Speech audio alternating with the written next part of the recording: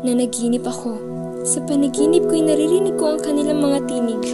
Lumuluha, humihikbi, tanaw ko ang mga batang ninakawan ng karapatang matuto.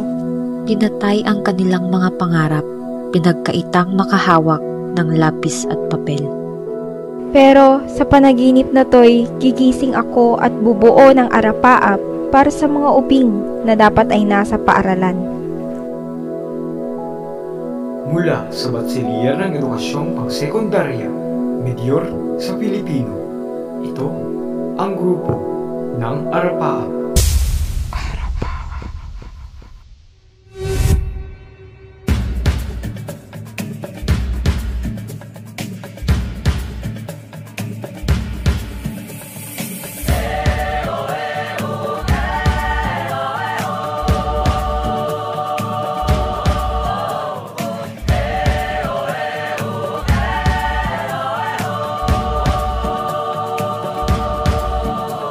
Hubarin ang takot sa iyong damdamin, ipamalas ang angking galing.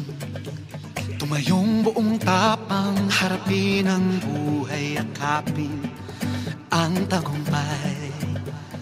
Tulungan ang kapwa't bigyang halaga. Siya, si Ami Cecilia Refarial at arapaap kong mabigyan ng maayos na kinabukasan ang mga kapwa ko kabataang Pilipino.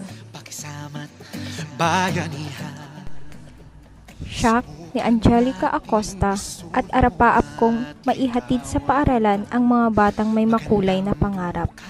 Ikaw at ako magkasama tayo sa lubungin ng Siyak ni Princess Parungaw, arapaap kong mabigyan ng tinig ang mga batang hindi mabigyan ng boses para sa kanilang mga pangarap.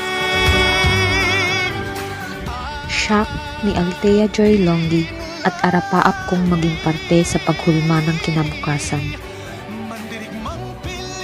Siyak ni John Aubrey Esprado at arapaap kong maging guro, tagapaghatid ng karunungan, susi ng kinabukasan.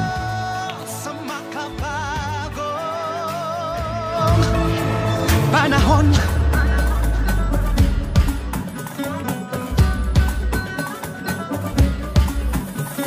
halina't hawakan ng aking kamay, sabay abutin natin ang tagumpay. Patuloy lang tayo sa pagpapanday, tiwala sa Diyos ang sandat at gabay. Subukan nating isulong at ligawan ang magandang bukas. Ikaw at ako magkasama tayo sa lubungin ng kinabukasan.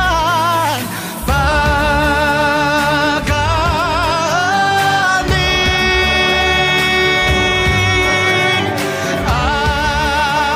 ating lahi,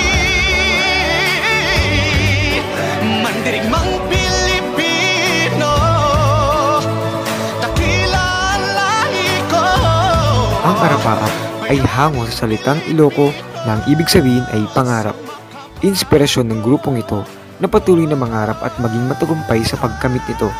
Kinakailangan din ng pambati, panangipatig, panagkaykaysa, namnama, at higit sa lahat, panagaya upang makamit ang inaasam na arapaap.